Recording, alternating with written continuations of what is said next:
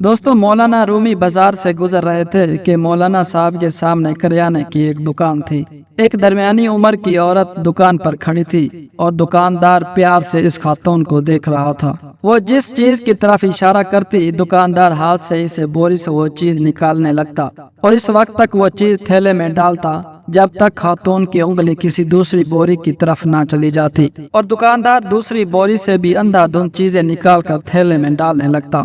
ایک عجیب منظر تھا۔ دکاندار محبت کے ساتھ گاہک کو دیکھ رہا تھا اور گاہک انگلی کے اشارے سے دکاندار کو پوری دکان میں گھما رہا تھا اور دکاندار الادین کے جن کی طرح چپ چاپ اس کے حکم پر عمل کیے جا رہا تھا۔ خاتون نے آخر میں لمبی سانس لی اور دکاندار کو حکم دیا، چلو بس کرو، آج کی خریداری کا قصہ تمام ہوا۔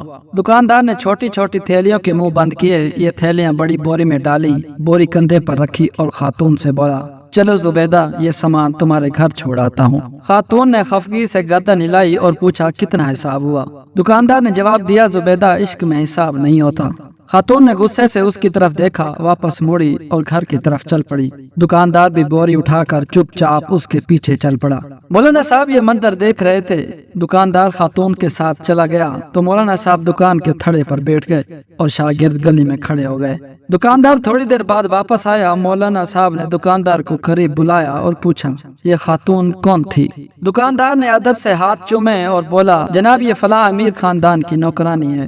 مولانا صاحب نے پوچھا، تم نے اسے بغیر تولے سامان باندھ دیا، پھر اس سے رقم بھی نہیں لی، آخر کیوں؟ دکاندار نے عرض کیا، مولانا صاحب، میں اس کا عاشق ہوں اور انسان جب کسی سے عشق میں مبتلا ہوتا ہے تو پھر اس سے حساب کتاب نہیں کر سکتا۔ دکاندار کی یہ بات مولانا صاحب کے سیدھی دل پر لگی۔